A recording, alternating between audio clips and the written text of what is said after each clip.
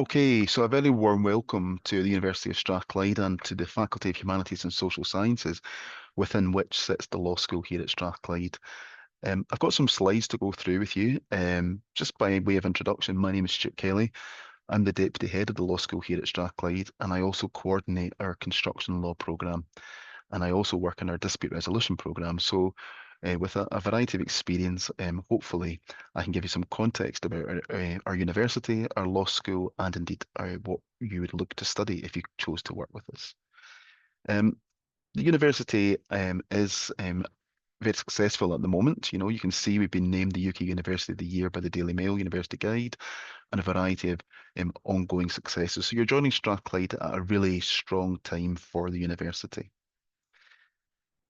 The law school, which hopefully you can see in this page here, was formed in 1964. So that's a relatively young law school in terms of the UK, certainly.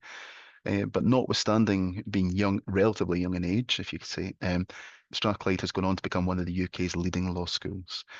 In the most recent university rankings in 2026, released last month, Strathclyde was ranked number 7 in the UK, and indeed the university as a whole was the runner-up in that guide as the UK University of the Year, and was the winner of the Scottish University of the Year. So as it stands where we are, Strathclyde is at a really, really strong position, and I really look forward to welcoming you to us. Strathclyde's motto is the place of useful learning. And that it takes its history from Strathclyde's strong presence in areas, for example, like engineering and science, and indeed the social sciences like law, and a real intent to have applied knowledge to meet the needs of the real world. And as a law school, we place real focus on that objective. Okay, so construction law. Construction law to me is a program that uniquely summarizes Strathclyde's real strengths: law, business to an extent as well with us, and of course engineering, real kind of strengths in the university under this wider banner of construction law. Now, we have taught at Strathclyde, the masters here at Strathclyde for nearly 30 years. For most of those years, it has been an on-campus delivery, but in the last couple of years, we have transitioned post-COVID to an online delivery, and that has been something that's been a real benefit, not least because we have the emerging presence of a real strong international community of students who are connecting via our online program. Our program as well, I should say, is quite unique in its delivery compared to others, in that we bring in a range of expert practitioners to teach and help us teach the program. And there's a real focus here in construction law on applied knowledge of contemporary practice. Therefore, by bringing in leading practitioners across a range of different specialisms within construction, we hope to bring you the best of contemporary knowledge and practice. And as I say, with an international community, we have the real benefit of a peer network that has international reach. Some of our lecturers who we bring in are based in the UK, but some too are based in the Middle East and in other places. So there's a real collaborative network between our students and our staff with an international presence. So what I want to teach you tonight, or talk, not teach to you, sorry, I should forgive me there, but to talk to you about tonight is some objectives. So first of all, outline some of the subjects and a bit about the course. I don't want to spend too much time in assessment because I think that puts people off doing a master's at all if they hear it's going to be assessed. But I will kind of highlight some of the issues and explain some links about content for where to find it. So moving on to just briefly put an overview to the course. So the course, as you've seen in the slides, is designed for both construction professionals and lawyers. And it is a neat kind of relationship in that space between reflecting the aspirations of construction professionals to understand more about the legal framework, and for lawyers themselves to learn more about the kind of industry norms and practices. And to me, that kind of tapestry of student experience is really important.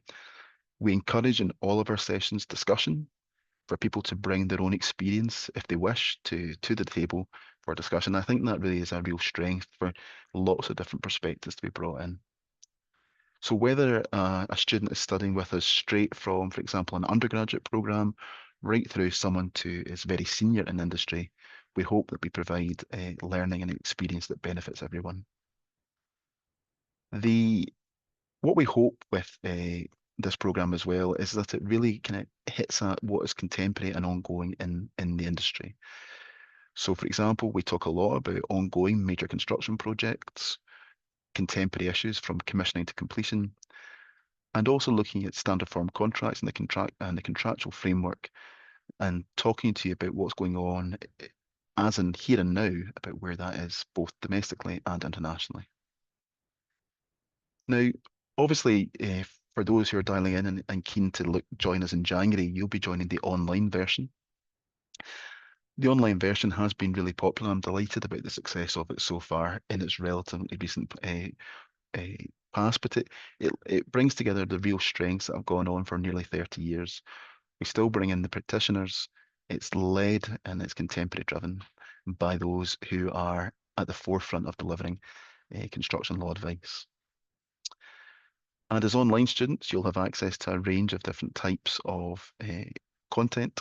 Some of it is what I call synchronous, a session like what I might be doing just now, which is that I'm talking live and people can at the end ask me questions.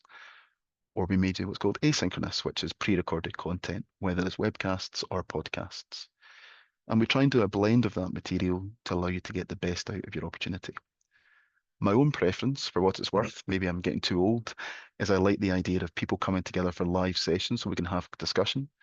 But even if you can't make that live session, we record those sessions so you benefit from that discussion. So that moves me on now to what we will teach you. So the Professor Brandon Nolan is the course director of construction law, and he is a past senior partner at Pinsent Masons, who are a leading UK and indeed international law firm. He is involved in this program for about 20 years, so Brandon is extremely experienced. Myself, I'm the course lead, so that means I have day-to-day operational duties and looking after you all, making sure the program meets your aspirations. And as I've said to you, the modules are taught by a range of different guest lecturers in terms of people, for example, tonight we have a class on health and safety law taught by a specialist in health and safety. Next week there's a class on planning law taught by a specialist in planning law. So it's everybody who we bring in are people who are actual specialists in their field. We also bring in what in Scotland we call advocates, but in other common law jurisdictions are referred to as barristers. We bring in construction professionals who are not legally qualified. So we have a rich tapestry of a teaching group. And I think that is a real benefit of our programme, because it's not just the monotony of one voice or one perspective teaching you. There's a range of different engagements. Many of our guest lecturers are also leaders in the Chartered Institute of Arbitrators. So they are, for example, the current president of the Scottish branch of Chartered Institute of Arbitrators, and the past president and the past president all lecture on the programme. And we have people who are involved in the London branch of the Chartered Institute of Arbitrators as well. And if it's of any consolation to you, many of our guest lecturers were once upon a time construction law master's students themselves, which means they can look you in the eye and tell you they've been through there and done it themselves. They understand, but also I think that gives them a credibility to understand your own experience as a student here. Okay. Now I'm just going to talk to you a wee bit about the university calendar. You'll be joining us in January, which in some ways, just to kind of align you with how universities work. Most universities operate on a 2-semester basis to an academic year. And the traditional academic year is autumn to spring. So whilst you're joining us in January, you might hear terminology about that being called semester 2, but obviously it's your semester 1. We call it the January semester, effectively. But that does not worry, or it doesn't have any impact, I should say, on your teaching, because the way that the course is structured just means that we align it to meet those aspirations.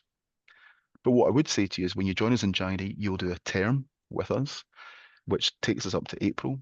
Over the summer months, we will give you a variety of tasks to work on over the summer, but there'll be no scheduled classes, but there will be drop-in sessions and community network engagements. And then we get back together for formal teaching again from September to December. So that if you can just kind of work that kind of in your mind, it's January to April, and then September to December is the formal teaching, and the summer months it's community network and peer engagement. If you're doing this as a part-time, I'll come on to discuss how that will work versus how it compares to full-time. So um, here's how I'm kind of framing it. So I've got the semester one here as January and semester two. So really the course content will depend and the timetable for you will depend on whether you're studying with us full-time or part-time. I'm going to stick with a prospective full-time student, noting, however, that most of our students, I should say, or a healthy majority, study the course part-time. If you're a full-time student, in semester one, which would be January coming, you would study law of the construction industry and dispute resolution. In semester two, you would study either legal process or context of construction. I'll explain that in a minute. And also law and practice of construction management. In addition to those four classes I set out, you have to pick two electives. So that might be you pick one in the January window and one in September, or you might choose to do two of them in different ways. Remember, this is if you're a full-time student. I'm going to move on now just to kind of do a similar point here about if you're a part-time student. So, and I know I've immediately got this wrong. I can see my own typo, so forgive me. I knew I had to amend this. So the semester one, January 2026, if you're coming in to join us, you would study legal process or context of construction. You would do work over the summer as pre-termed, and then you would then come back in September and do law and practice of construction management. The next one, the one below, should say January 27, and I'll update that for Moira to send out to you. That would be, you would be studying two classes that semester, law of construction industry and dispute resolution. And then in semester two, September 27, you would be undertaking your electives. So we try and do a slow burn to get you back into learning, because often with our students who are studying with us, they maybe have been out of study for a while. They're coming back to academic study. So it's important for us just to work with you on a gradual basis rather than making you do lots of classes at the one time. Just to explain what these classes are, legal process or context of construction depends on your professional background. If you are a non-lawyer, you study legal process. If you are a lawyer, you study context of construction. The two classes run in parallel. Effectively, legal process introduces the legal part of the course to non-lawyers. Context introduces the practical part of the course to lawyers, if you can imagine that. So don't worry, you do one or the other. Law and practice of construction management is where we bring together a whole range of interesting topics linked to management of construction projects. Topics go from procurement through to health and safety, planning, environmental, insurance, collateral warranties, a whole range of topics that are linked to the successful management of projects. When you then go into law construction industry, that deals with construction contracts, from the procurement process through to standard form contracts, through to interpretation and indeed termination. So we try and follow the life cycle of a construction contract in that class. Dispute resolution introduces you to a range of dispute resolution methods that are used in construction, and you get the chance to undertake a mock adjudication before real adjudicators. In semester two, you'll be offered to do a range of electives.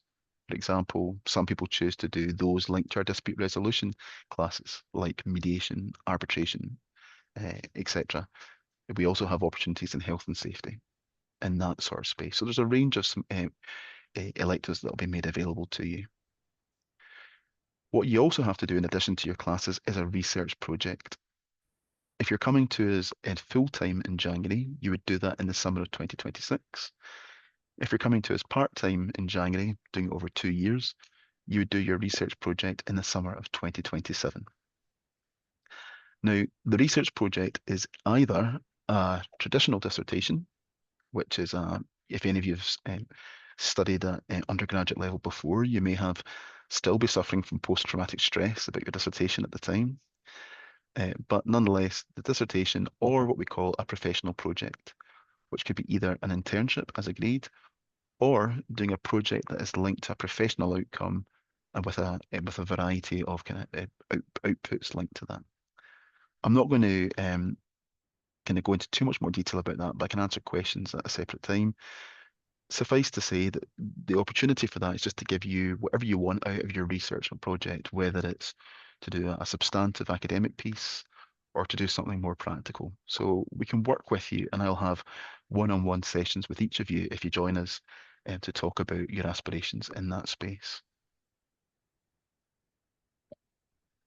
Oh, there's my next slide. I've just talked about that already. Sorry. So there's the research project. As I say, you do either a dissertation or a variety of other points here. But the dissertation, or the project, I should say, counts for 60 credits. So it's a really important opportunity. I've just been sitting for the last couple of weeks reading lots of dissertations from students who are already going through. So it's a real interesting time of year for me because it's amazing to see the quality of work that our students are producing, and particularly our online students who are coming from all corners of the globe to see the experience and the interaction they're giving and the context they're giving from international perspectives, which is a real thrill for someone like me who's based in Scotland. So just to get an international feel for what you're interested in. I think so. I've hinted at this already, but it's important to just to talk to you about assessment because I understand how people might be quite anxious about coming back to university and might be worried about uh, how we're going to kind of get used to assessment methods. The key thing I want to stress to you is that, as highlighted when I told you about the timetable, uh, this we try and do a slow progression in the course, so we don't overwhelm you with content and indeed assessment. So in year one, as you'll have seen, you only do one substantive class in each semester. Uh, in each of them, there'll be different assessment methods. Some will utilize an assignment only, so it's just one task. Some will have an online examination, which is effectively you get 3 or 4 days to complete an examination paper. There may be and some classes have a mixture of assessment methods. As I said to you in your dispute resolution module, you will conduct a mock adjudication before adjudicators live on Zoom on a scenario, and you'll be doing a range of issues linked to a mock adjudication process. And we are make sure that when you join us, your assessment dates are clear to you in advance. I studied part-time masters myself in the past, so I know how important it is to be able to build in time to undertake your assessments. So we'll be working with you clearly and effectively from the beginning to give you those dates. So if you join us in January, when we meet for the first week, we'll talk about it, and so you can get them in your diary and start thinking about them. Okay, so in terms of class times, I suspect this is particularly of an issue when we talk to people who are studying from international. As I say to you, our content blends both synchronous and asynchronous. So some content is delivered live, some content is delivered by pre-recorded webcast and or podcast. Assuming it was a live class, each class would have a seminar per week or the equivalent of it. And the seminar tends to last around 2 hours, maybe a wee bit less, and there will be a break in the middle of each. Now, there are 10 weeks in a traditional academic semester, with a reading week included that gives you a break and a chance to catch up in your reading. So in substantive, you really have anywhere between 8 and 9 substantive topics. Now, if there was a live class, this would tend to take place in the evenings, and it's usually around 6 till 8, I should say, UK time. Now, I appreciate for those of you who are 8 hours in front, that might seem quite difficult, but those classes would be recorded for you, and you can access them at your leisure because they'd be recorded. So, and we will have, and we do have other opportunities for live engagement that are a bit more of a convivial time for people who are internationally, who are maybe a bit further out of the time zone from the UK. So whilst the classes taught at different time, we will have catch-up sessions at earlier times in the day for you to still have some connection and dial in. So that's all the content. I'm not going to go into too much detail. Obviously, if you join us, I'd work with you and meet with you in the new year to talk to you about your program. What I would say to you is the real strength of the Strathclyde Construction Law Masters, to me, having taught it for a number of years and been aware of it, and speaking to our alumni, is just this idea about creating a network. Um, when we taught this as an on-campus program for 20 years, there became a real strength that through word of mouth and through experience, people who were involved in the construction industry in Scotland and in England were engaging with our program and creating a network. By being fellow alumni of the program, they could work with each other, create peer networks. That's particularly true, for example, if when you start dialing into your classes, you see that someone's a quantity surveyor or someone's a project manager or someone's involved in, uh, I don't know, for example, architecture. You start creating your own contacts. So I can then say, oh, well, I'd quite like, I know someone who's an architect. I'm going to reach out to them because I know them through my studies. So what I'm trying to do with the program is make sure we create peer community groups. We have alumni online events, and we're just trying to encourage you all to kind of be aware of each other and can connect with each other. Driving if you're sitting here. And so then, uh, last but not least, he says, or maybe no, it's penultimate, I should say, sorry. Remember the end goal. Okay. This is a graduation scene from our university of students who've studied at master's level who are celebrating their success.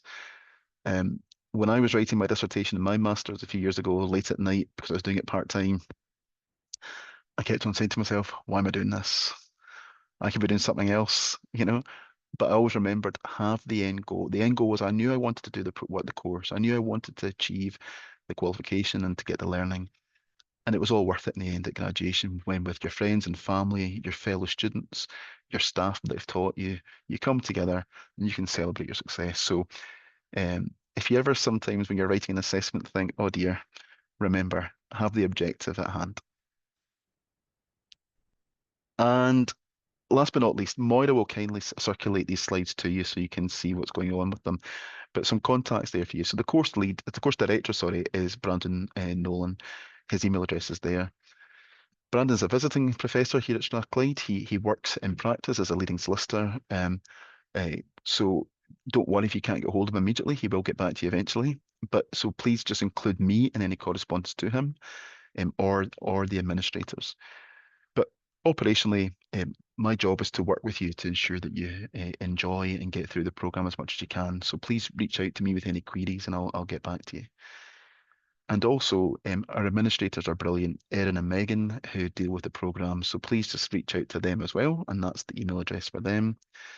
And last but not least, I've said to you at Erin's request, because she likes this, is that if you're emailing me or indeed her, just CC each other in, because then between us we can get back to you, one of us. So just make sure that we're on top of it. This last picture, I'm not sure why it's there, to be honest, in the slide pack, but I'll show you anyway, because if you're online, this is a building at Strathclyde. It's an interesting one. This is a new architectural building that's come in, our new teaching and learning building, which is the glass box. The building beside it, notwithstanding its kind of difficult look, is actually where our architecture department sits, ironically, but nonetheless. But the big glass box is our teaching and learning building, which shows, and Moira will know this, as I walk around our campus and indeed the city at the moment, there's construction going on all the time, constant improvements. So we're all aware of construction and we're all impacted by it. We're all experiencing its kind of growth as an area. So um, if you ever get to come and see us in Glasgow, you're more than welcome, and I'll no doubt take you for a coffee to that glass box building to meet you in person. Okay, that brings to an end that whistle-stop tour of the programme. As I say, the slides will be shared with you by Moira. And if you get any questions, I'm going to ask Moira to just pause the recording